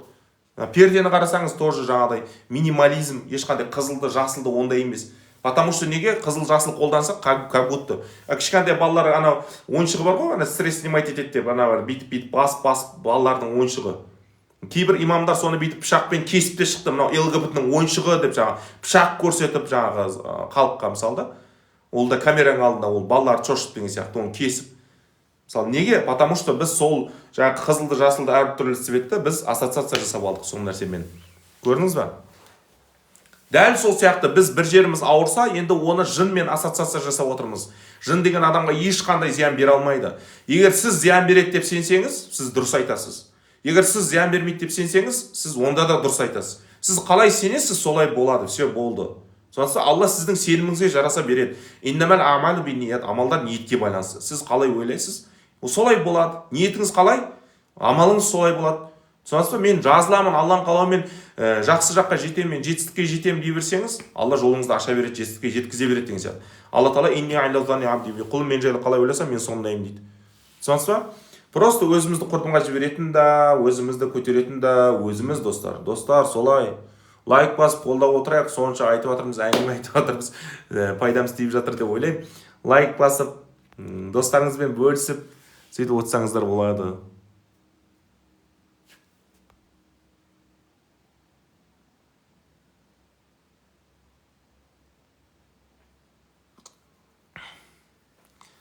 Жаман ой тез келеді, үрей қорқыныш келеді, кішкене ауырсам өліп қалатын сияқтымын дейді.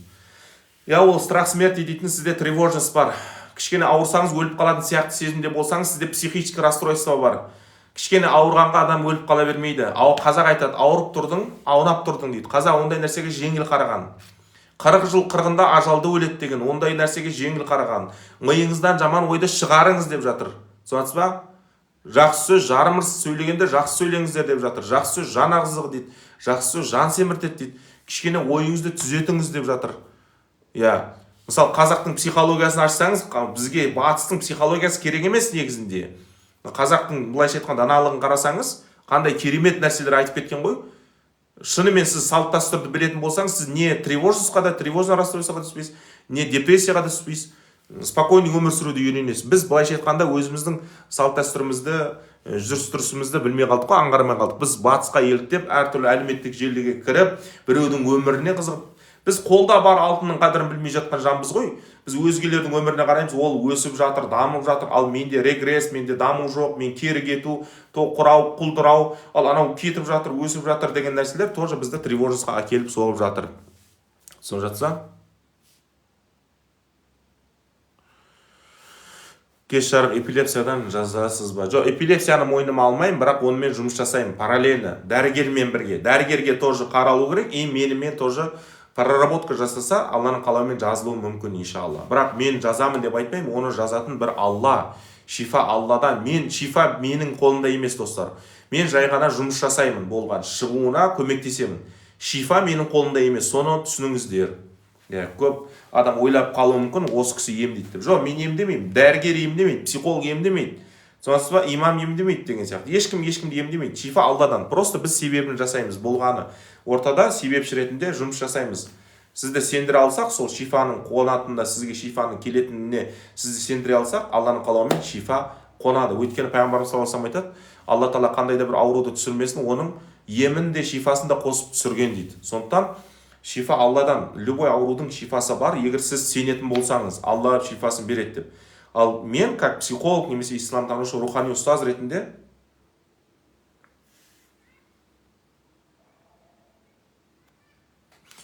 исламтанушы ұстаз ретінде мен сізге рухани просто демеушімін, былайша айтқанда, наставникпін, сонсыз ба? Онымен жұмыс жасаймыз. Эпилепсиямен де жұмыс жасап, шизофрениямен де жұмыс жасадық, бәрімен де жұмыс жасап көрдім. Мен ешкіммен жұмыс жасамаймын деп айтпаймын, жұмыс жасай беремін, любой адаммен жұмыс жасаймын. Бірақ параллельно ол мысалы басқа да ем қабылдап жүрген болу керек дәрігер. Мысалы мен рак ауруында жүрген, жаман ауруда жүрген адамдармен де жұмыс жасадым. Действительно, жүрегінде патологиясы бар, сахарный диабеті бар адамдармен де психологический консультациядан, мені психологический консультация алып, менімен проработка жасап жатқан адамдар да бар.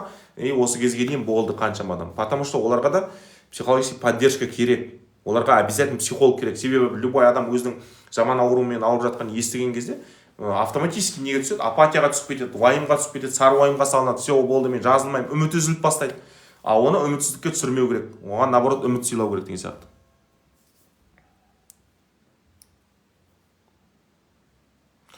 Алла осы ауруды мені түзел деп жатқаны енді сезім жатырмын. Дұрыс айтасыз. Бағасы қанша дейді. Бағасы, сіз консультацияға жазылыңыз, сізде қандай проблема бар екен біз анықтайық, содан кейін баға белгілі болады. Уағыз тыңдасаң Құдайдан қорқу күше береді, өзіңді күнәһар сезініп бастайсың. Ол дұрыс емес па сонда? Жоқ, өзіңді күнәһар сезіну дұрыс емес. Бірақ жасаған қателіктеріңе өкіну дұрыс. Біздің надама дейтін нәрсе бар. Бірақ өзіңді күнәлі сезінуге болмайды. Потому что күнәні сауапты жазатын Алла. Мысалы сіз намаз оқысаңыз өзіңізді сауапты сезінбейсіз ғой, сауап алып жатырмын, мен көп сауап алып жатырмын. Жоқ, үміт етесіз тек қана. Жасаған амалыңызға үміт етесіз, маған иншалла сауап жазылады деген. Және жаңағыдай қателік жасасаңыз, үміт етесіз, күнә жазылмаған шығар деген үміт болады. Сонсыз ба? Алладан үмітсіз шайтан дейді ғой, қазақ айтады. Үміт етесіз. Өзіңізді күнәлі сезіну дұрыс емес. Енді күнәлі сезіну немесе сезінбеу, ол сіздің қалауыңызға бағынбайды, ол автоматически жүреді. Сол кезде есіңізді жиып алу керек та, сол кезде өзіңізге кішкене не беруіңіз керек, поддержка беруіңіз керек.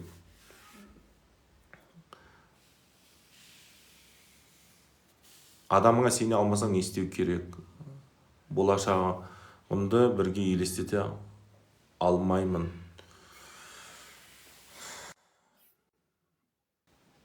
Сіз қандай жол ұстанар едіңіз осы жерде? Мысалы, мен өзімнің адамыма, жақыныма сене алмасам, онымен ақылдасар едім, отырып алып, шай ішіп отырып, ақылдасар едім. Қалай істесек, қалай дұрыс болады деген сияқты да, оның да пікірін тыңдар едім. Мысалы да, менде де ондай ситуациялар болды. Любой адам басында болады деп ойлаймын, бұндай ситуациялар, адам болғасын, өмір болғасын.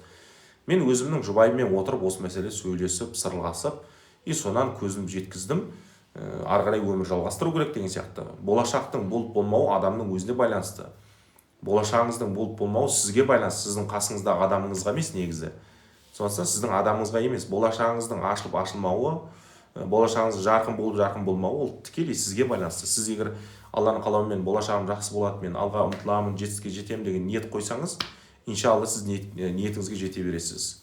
Ал жоқ, болашағым менің жабық болады, мен болашағым жоқ, все болды, осымен біттім деп солай өзіңізге установка қоятын болсаңыз, ол өзіңіздің жолыңызды өзіңіз жабасыз. Айттық қой жаңа, Алла тағала құлым мен жайлы қалай ойласа, мен сондаймын деп, дұрыс па? Сіз өзіңіз жайлы қалай ойлайсыз, ол Алла жайлы солай ойлағаныңыз. Потому что сізді жаратқан кім? Ол Алла тағала. Сізді жаратқан Алла тағала. Сіз өзіңіз жайлы қалай ойлайсыз, Алла жайлы солай ойлап жатсыз. Яғни сіз мен мықтымын десеңіз, Алла мені мықты қылып жаратқан деген сөз шығады. Ал мен әлсізбін десеңіз, Алла мені әлсіз қылып жаратқан деген уже түсінік шығады да бұл нәрседен. Солай өзіңіздің потенциалыңызды, ішкі меніңізді осылай басып тастайсыз, үстіне үй соғып тастайсыз. Ішкі меніңіз осылай ұйықтап қалады. Ішкі потенциалыңыз, ішкі ерік жігер қабілетіңіз осылай жабыла береді. Ол өте зиян. өзіңіздің жолыңызды болдыратын да, ашатын да, немесе жабатын да ол өзіңіз, тек қана өзіңіз. Өзіңіздің болашағыңызға кедергі келтіретін де, немесе болашағыңызды жарқын қылатын да ол өзіңіз. Ешкім емес сізден басқа. Мысалы, маған ешкім кедергі келтіре алмайды. Мен болашағымды ешкім жаба алмайды, өзімнен басқа. Просто мен өзіме сенбесем, все болды, мен болашағыма балта шаптым. И мен өзіме сенім артып, мен Аллаға тәуекел етіп, бірінші Аллаға тәуекел, содан кейін өзіңізге сенім. Аллаға тәуекел етіп, өзіме сенім артып, алға қарай ұмтыла берсем, болашақ Аллахтың қалауымен бола береді. Болашақ жалпы сізге байланысты, жаныңыздағы адамға емес. Осыны түсініп алған дұрыс та. И жаңағы бірінші техника ол жұбайыңыз, жақын адамыңызбен, жұбайыңызбен сөйлесіңіз, сырласыңыз, оның ішкі сырын біліңіз. Ол не қалайды жалпы, сіз не қалайсыз, айтыңыз деген сияқты. Жындар органдарға отырып алады дейді, сол отыр сенде ішінде шығару керек дейді. Оттаған екен ол адам, оттаған екен. Камал ұстаз солай деп, Камал деп айта қойыңыз, жарайды. Сол оттаған екен деп айтып жатырыңыз деңіз. Бірде-бір ондай нәрсе шариғатта дәлел жоқ, дәйек жоқ, ол өтірік. Ондай жынпарастар, жынолықтар оттап айта береді аузына келгенін. Солай оттап жатыр деп айтайықшы оларды. Өтірік айтып жатыр демей ақ қояйық. Оттап жатыр десек дұрысырақ болады сонда. Органдарында отыр, оттап жатыр ол. Асқазан өт жолы невроздан пайда болады дейді. Ас қорытуды қалай реттеуге болады? Ас қорытуды психологически, мысалы, главный өтте тас жоқ болса болды, проблема шешіледі. Сондықтан проработкамен де проблемаң шешіледі. Адам өзін спокойно сезінсе, адам өзін спокойно ұстай алса, постоянно тревожностьта болса, ол өт қалтасы, өт дұрыс тамбай қалуы мүмкін, немесе жаңа айтқан бауырда ожирение болуы мүмкін, асқазанда эрозия болуы мүмкін. Ал адам өзін спокойно сезінсе, спокойно, мен қазір спокойно отырмын, спокойно. Менде өт қатты, жақсы жұмыс жасап жатыр. Менде асқазан, ас қорыту системасы дұрыс жұмыс жасап жатыр. Яғни менде парасимпатический нервный система жұмыс жасап жатыр. Бұл деген сөз система покоя деген. Сондықтан менде система покоя жұмыс жасап тұр. Аузым сөйлеп тұр, сознанием жұмыс жасап тұр. Бірақ менде парасимпатический нервный система жұмыс жасап жатыр. Сондықтан парасимпатический нервный система жұмыс жасаған кезде сізде өт қалта өзінің жұмысын жасайды. Бауыр өзінің фильтр қызметін атқарады. Асқазан өзінің ас қорыту системасын жақсартады деген сияқты. Сондықтан ішектер өз жұмысын жасайды, бүйрек өзінің жұмысын жасайды деген сияқты. Точно отта жатыр ол. Рахмет, үлкен сабақ алып жатырмыз. Тамаша. Панический атака неден пайда болады, не дұрыс емес. Панический атака қатысты қысқадан нұсқа неден пайда болатын жоғарыда кіріспеде айтып кеттік. Кіріспе емес, примерно осы эфирдің орталарында айтып кеттік. Алла қаласа эфир сақтаймыз Инстаграм парақшамызда. Ал мына тиктоктағы эфиріміз ол тикток парақшамызда сақталмайды. Оны скачать етіп, жүктеп, YouTube каналымызға салатын боламыз, Алла қаласа. Так, үрейдің дәрісі бар ма? Ол немен жазылады, ағай? Жұбайым шаршатты дейді. Жоқ, үрейдің дәрісі жоқ, достар. Психотерапевтке барасыз, антидепрессанттар, әртүрлі медикаменттер, психотропный дәрілер беруі мүмкін, бірақ ол көмектеседі деп айта алмаймын. Ішіп көрсін. Егер дәрігер айтса, ішіп көрсін, мен ішпесін деп те айтпаймын, потому что мен дәрігер емеспін. Бірақ кейбір адамдарға дәрі көмектесіп жатады, ал кейбір адамдардың организмі ол дәрілерді қабылдамайды. Әркімнің организмі әртүрлі болуы мүмкін, оны дәрігер жақсырақ біледі. Панический атака неден пайда болады, оны жаңа айттық. Сіз қалайша? Шүкір, алхамдулилля, жақсы. Месар ханым, өте тамаша. Аға, қызым басқамен болғасын ба деп Құдайдың атымен айт дейді. Мен тәубе еттім, жоқ деп айтсам болады ма? Құдайдың атымен айт дейді. Мен тәубе еттім, жоқ деп айтсам болады ма дейді. Конечно, жоқ деп айтсам болады. Оның ешқандай проблема жоқ. Паника. Жоқ деп айтсам бола ма дегенде, жалпы егер сені жақсы көретін қыз болса, сенің өткен өмірің оған қызық болмау керек. Түсінесіз ба? Потому что сіз өткен өмірмен өмір сүрмейсіз ғой. Өткен өмірмен өмір сүріп жатқан адамдар бар. Ол бақытты өмір сүрмейді олар. Көпке бармай не істейді? Екеуі алшақ кетеді, бір-бірінен ажырайды. Ол жақсы емес. Сондықтан өткен өмірі қызық болмау керек. Мысалы сізге қызыңызбен сөйлесесіз, жақсы көресіз, ол егер сізге ұнаса, инабатты, ибалы, сонда бір ақылды, иман жүзді қыз болса, онда өткен өмірінде ол кіммен жүрді, қандай жігітпен жүрді, ол сіз үшін маңызды болмау керек. Дәл сол сияқты сіздің жүргеніңіз оған маңызды болмау керек. Бірақ бұл жерде қараңызшы, таңдауды сіз жасайсыз. Өткен өмірі маңызды бола ма, болмай ма, ол таңдауды сіз жасайсыз. Түсінесіз ба? Мен жалпы өзім жеке басым, менің таңдауым бұл. Сіздің таңдауыңыз мысалы басқаша болуы мүмкін. Менің таңдауым маған әйелімнің немесе әйел адамның, жалпы мен үйленетін әйелімнің, мысалы ретінде сіздің орныңызда болсам, ладно, сіздің орныңызда емеспін ғой, бірақ мен өз орнымда үйленетін әйелімнің бұрынғы өмірі мен үшін маңызды емес. Главный ол маған ұнады, сөзі, іс-әрекеті, мысалы бұрынғы өмір маған маңызды емес. Все, бұрынғы өмірін аламын да мен мусорға лақтырамын. И маған келгеннен кейінгі өмір маңызды. Ал ары қарай маған қалай обращение жасайды, менімен қандай отношениеде болады, сол маңызды. Түсінсіз? Бейнеу жаққа келмейсіз бе? Бұйырса барамыз, иншалла, Бейнеуге обязательно барамыз. Бейнеу қайын жүрді. Ақтауға қашан келесіз? Запись ашасыз ба? Ақтауға жазылайыншы. Обязательно Ақтауға барамыз, иншалла. Ақтөбе қашан келесіз дейді. Ақтөбеге, Атырауға бәріне барамыз, достар, бұйырса. Бәріне барамыз. Алматыда қазір адамдар келіп қалды жан-жақтан. Ақтаудан, Түркістаннан, Алматыдан, Ақтаудан тағы да келе жатыр, Атыраудан деген сияқты жан-жақтан. Менде мүлде көңіл күй болмайды. Тұрып жүрсем, дірілдеп сол аяқ, қол әлсіз болады, арқа сүйек қатты ауырады. Егер дәрігер сізден ештеңе таппаса, сізде неврологический расстройство болып жатыр. Неврологический расстройство. Менде гүл 55. Көңіл күйім 4 ай болды, жоқ. Түк істегім келмей жата беремін. Сізде апатия болып жатыр, сізде депрессивный расстройство болуы мүмкін. Депрессивный расстройстводан кезінде сондай болады. Үрейден қорыққанды емдейсіз ба, ағай, жұбайыма бар десем? Әрине емдегенде көмектесемін. Шығуына көмектесемін. Шифа ем, әрине ол Алладан. Көмектесемін. Техникалар бар, терапия жүргіземіз, шығуына көмектесеміз. Ақтауға примерно қашан келесіз? Бұйырса Ақтауға мамыр айының аяқтарына, май айының аяқтарына. Ассаламалейкум, қандайсыз? Камалбайға базарға барғанда адамдар көп жайларда автоматически қорқу пайда болады.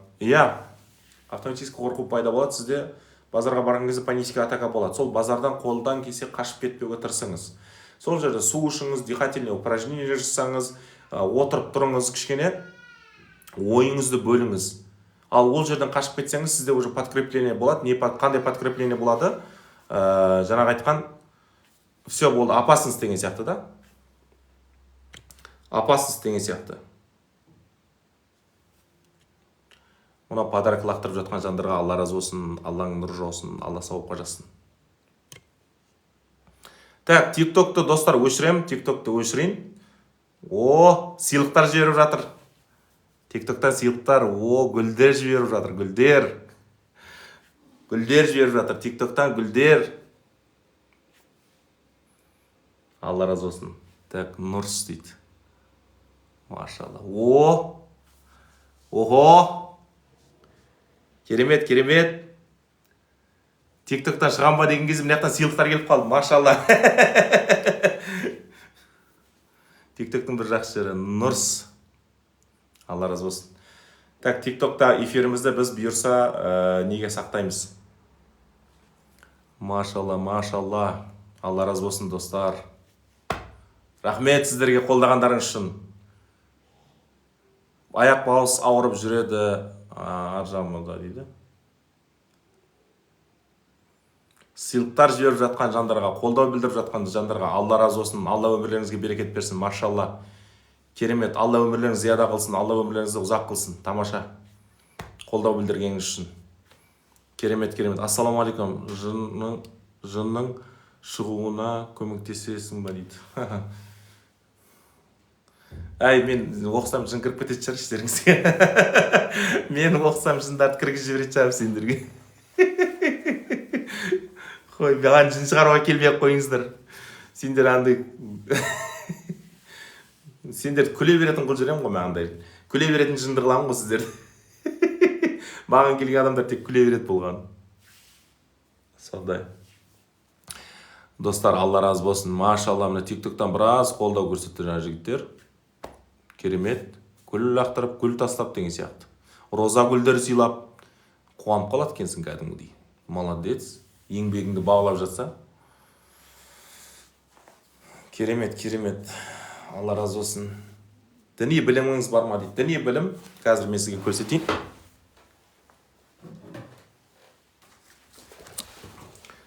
Нұрварак университетінің 4 жыл оқыған, Нұрварак университетінің 4 жыл оқыған деген діни біліміміз достар. Қызылға бітірген. Мінекей, көріп қойсаңыздар болады. Ая. Қалғандары әне жерде бізде психологический международный институт, психология лидер дейтін. Тоже мінекей диплом, тоже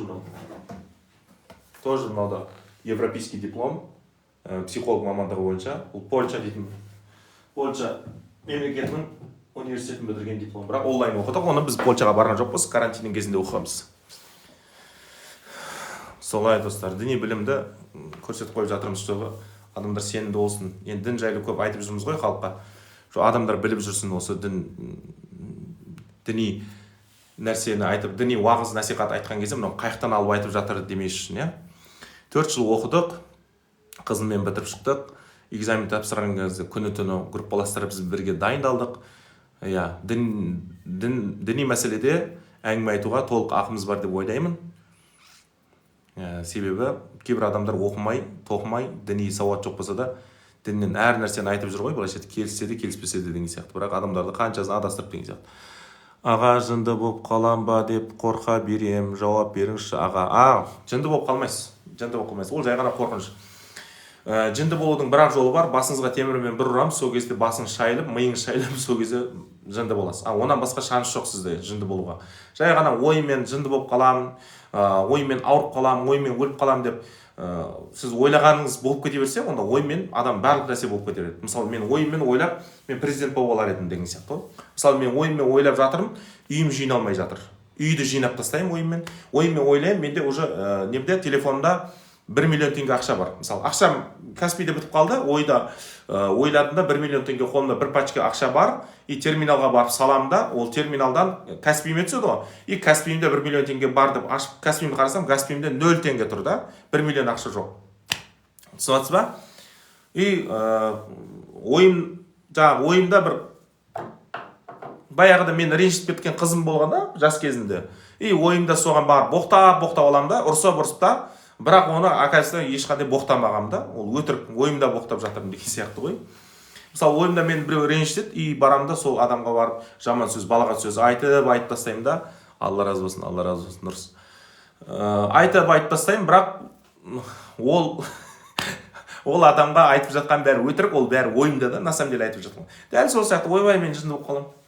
Ойбай мен өліп қалам, ойбай мен ауырып қалам, мен ойбай мен жатып қалам, барлығы ойымда. Ол навязчивый мысли, бәрі өтірік. Түсінесіз ба? Ойдың жүзеге асу үшін мынандай этаптар болады. Бірінші ой пайда болады, екіншісі қалау. Сол ойдың жүзеге асуына деген сізде ынтықтық болу керек, сізде қалау болу керек. Сізде сол нәрсеге хочется, былай прямо айтқан кезде, мына қалаймын, сол нәрсенің болуын қалаймын деген нәрсе оны болдырады. Түсінесіз ба? Мысалы, мен бизнес идея келді, бір бизнес идея келді, ой пайда болды. Мен оны қалаймын ба жасауды? Пока қаламаймын. Демек, ол жүзеге аспайды. Уже все, идея болып қала береді миым төрінде. Дәл сол сияқты мен жынды болып қалам, немесе жаңа эпохондрическое расстройство, эпохондрия. Мен ауырып қалам деген тоже сол не?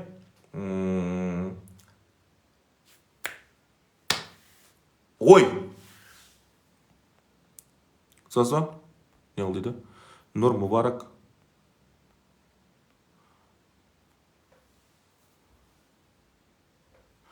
Нұрваракты бітірген соң мамандық істедіңіз ба? Иә, мамандықта мен 10 жылдан бері жұмыс жасап жүрмін. 2010-нан бастап мен мешіттің айналасында жүрмін. 10-нан бастап. 2012-де уже мен жұмысқа кіріп бастадым. қызметке, бірақ нештатный имам болдым, мешіттің айналасында қызметте жүрдім, неофициальный мешітте кезекші имамдық қызметте қызмет атқардым. Ол кезде бірақ діни білім жоқ еді, просто келген кеткен адамға құран оқып беріп солай жүретінбіз. Сол кездері мен дем салып адамдарға жаңа жын шығаруды қолға алған болатынмын, жын кірмейтін жынды шығаруды қолға алған болатынмын. Оказывается, ол білімсіздікпен бәрі сол кезде солай болып бастайды екен ғой адамдар. Қазір жын шығаратын адамдардың көбісі емес, почти бәрінде діни білімі жоқ.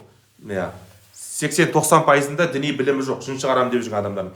Дәл сол менде діни білімім жоқ, сол кезде жын шығарумен айналысқанмын да, өзім діни сауатым жоқ, бірақ жын шығарып жүрмін. Сол кезде мені адамдар әулие санайтын. Қазір мен нұр-варак бітіріп адамдарға діни білім жын кірмейді деп айтсам, мен қазір адамдар әулие санамайды. Қашан адамдарға ақиқатты айтасың, оларға ұнамайсың. Қашан адамдарды өтірік алдап құлақтарынан лапша қыстырасың, оларға сен ұнай бересің. Как будто сен оларға былайша айтқанда тура жолды көрсетіп нұсқап тұрған адам сияқтысың. Көбірек ертек айтсаң, жаңағыдай адам надан халыққа арамза молда дейді ғой, қазақ айтады. Қазақ қандай білгір деймін да.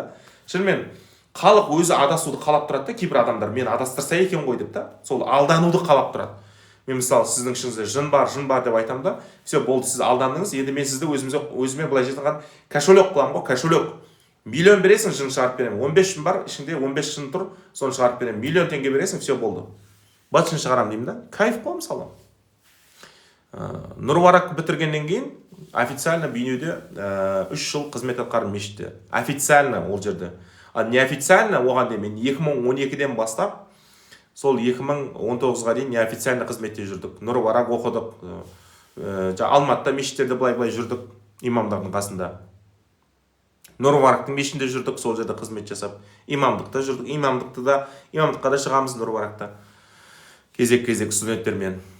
2019-да Нұр-варак бітіріп келгеннен кейін, жаңағы 2019-дан 2022-ге дейін ровно 3 жыл имамдық қызмет атқардық. Өзіміздің борышымызды өтедік. Содан кейін ол мешіттен кеткенмен, муфтияттан кеткенмен діннен кетпейміз ғой. Діннің қызметі ол навсегда, ол өміріміздің соңына дейін бола береді, достар. Главное адамдардың санасын ашу ғой. Имамдық қызмет, діни қызмет адамдардың санасын жақсы жаққа өзгерту. Нұрс бауыр, машалла, Алла разы болсын. Қолдағаның үшін.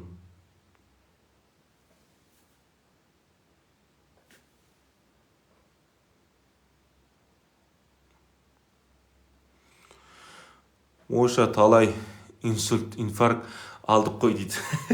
Солай ғой. Ойша қудыра берге болады ғой.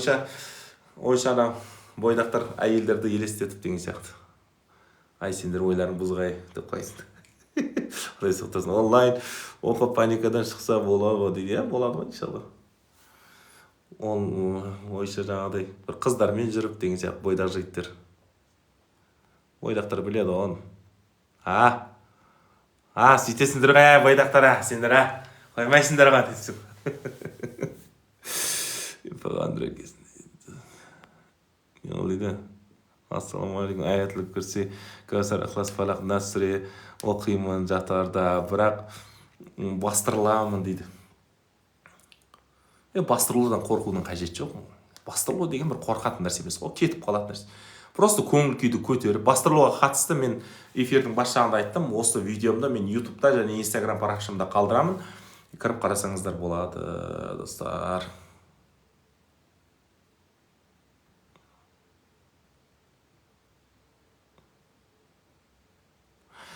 Жын шығаратындарға бардым, пайда бермейді дейді. Нұржан 2004 дейді.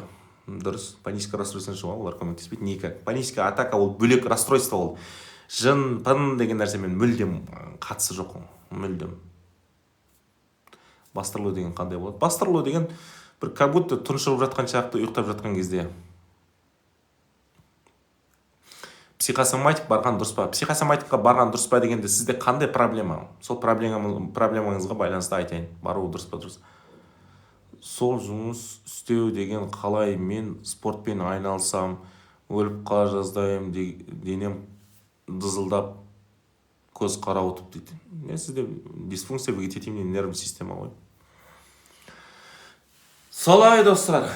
Алла разы болсын, Алла өмірлеріңізге берекет берсін. Нормальный бір ортаңда жарып жіберетін бір сұрақтар болса, бір қызықты, күшті сұрақтар болса, иншалла бір қозғап жіберіп, яқтан сосын тағы да қолдап жіберіп, подаркілер лақтырып жіберсе тиктоктан, тағы да отала береміз ғой, тағы да қыза береміз. машалла, керемет, бәрекалла. Бәрекаллаху лана ва лакум фил Құр'анил азим. Машалла, міне кетті Бақытжан бауырымыз, Алла разы болсын. Тамаша, от жіберіп жатыр. Міне тиктоктың бір жақсы өстіп қуантып қоясыздар ғой сіздер. Алла өміріңізге берекет берсін. Паническая атака сізге вообще келмесін. Ой, машалла, тағы да. Мәке дейді, машалла, Мәке, ты красавчик. Әңгіме жоқ. Вообще, Мәке саған паническая атака деген мүлдем жоламасын. Міне, осындай бата беретін болдық қой. Машалла, Мәке, ты красавчик, брат мой родной. Кетті Нұрсұлтан. Мәссаған, аяқ киім жіберіп жатыр подаркеге. Ё-моё, не деген күле алмау неден болады. Күлсең, адышқа, не дейді? Нұрс, машалла. Жетел дейді. Күлу керек сол үшін, күлу керек. Кофе жіберді. Машалла, Бақытжан. Алла разы болсын. Уже біздің жігіттердің арасында соревнование кетіп жатыр. Уже жарыс кетіп жатыр. Өмір сүріп жатпаған сияқты, бәрі өтірік сияқты. Бұл дереализация. Егер өмірден ләззат алмай жатсаңыз, ол ангидания делінеді. Ангидания ол да депрессивный расстройствоның симптомы. Ал дереализация как будто бір өмір жалған сияқты, өтірік өмір сүріп жатқан сияқтысыз. Бірақ ол жерде ләззат алмау деген нәрсе болмайды, просто өмір черно-белый сияқты болып қалады дереализацияда.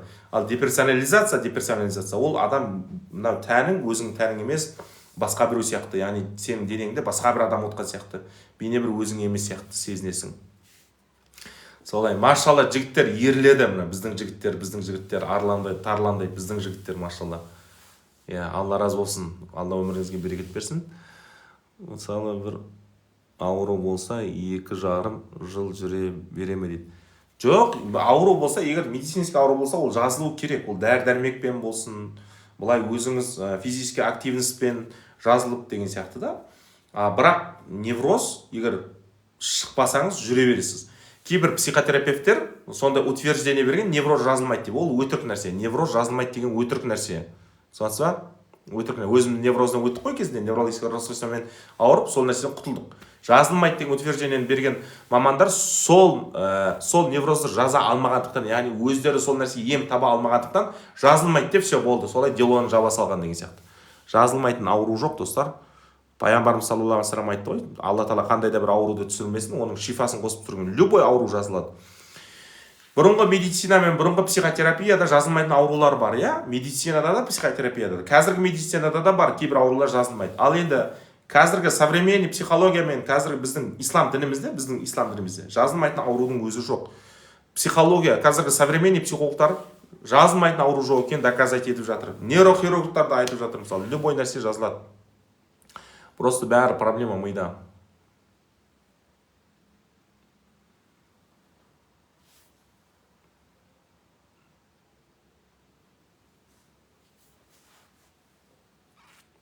Солай, достар. Так, бастың көздің психосоматикасы. Басыңызға не болды, көзіңізге не болды? Бірінші оны тексертіңіз, психосоматикке бармаңыз. Бірінші дәрігерге барыңыз, бастың психосоматикасы не? Көздің психосоматикасы не? Бірінші ол психосоматикке барып, ол действительно патология болса, ол көзіңізде проблема болса, зрениеңіз төмен болса, немесе басыңызда бір проблема болса, ол барып не істеңіз. Не қылған кетпейтін паника десеңізші дейді. Дұрыс айтасыз. Так, мен мүлдем дәрі ішпедім, сол басқа аурума деп қорқып жүрем дейді. Ол дұрыс емес. Дәрігер ешқандай сізден ауру таппаған болса, онда қорқудың қажеті жоқ.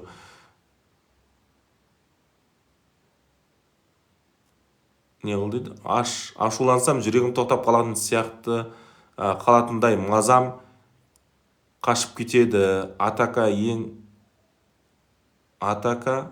ауырғанмын, паническая атакамен ауырғанмын дейді, дұрыс. Даже ракта, любой ракта, сіз қызықсы, ракта жазылып жатыр ғой, жан жақта іздесеңізші. Қазір біз тек қана негативный информацияларды іздейміз. Ракта жазылып жатыр, опухоль бәрі жазылып жатыр Алланың қалауымен. Сондықтан қазір Америкада, мысалы, мен өзім қатты қызық оқыған оқу ол жаңағы не терапияның түрі КПТ, бірінші КПТ болса, екіншісі НЛП, нейролингвистическое программирование. Миға дұрыс установка қою, установка қою арқылы бойыңызда бүткіл аурудан арылу деген сияқты. Любой ауру жазылады, түсінесіз ба? Просто мықты сенім болып, подсознаниеге дұрыс сенім орнатылса, просто грамм шаңның тозаңындай беріліп қалмау керек та. Біздің сенім түп сана беріліп қалса, все болды, уже ауру жеңіп кетеді. Соның үшін берілмеу керек. Оған мықты наставник керек, сіздің ішкі менді оятатын. Мен 1 жыл бұрын полный тексерістен өткенімді қайта өту керек па дейді. Жыл сайын негізі обследование өткен жақсы ғой, оңыз зиян жоқ. Жауыңа тілемейсің ғой ауруды дейді, дұрыс айтасыз. Ұстаз, уақыт болғанда неврождар шыққандарды стримға қоссаңызшы. Болды, иншалла, қосамыз, Құдай қаласа. Бізде қазір уже кеш болып қалып жатыр, уақыт осымен бүгінге жетеді. Біз енді 1 сағаттан артық отырды ғой деймін, или 1 сағат отырдық па.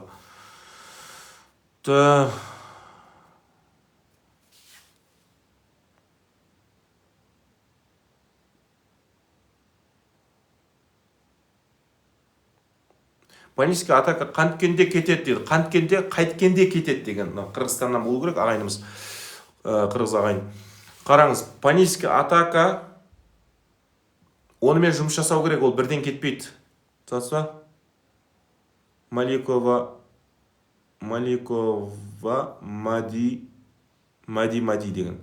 Ол паническое расстройство бірден кетпейді, постепенно кетеді, достар. Онымен жұмыс жасау керек, проработка жасау керек. Сол кезде жақсы боласыз, иншаллаху таала.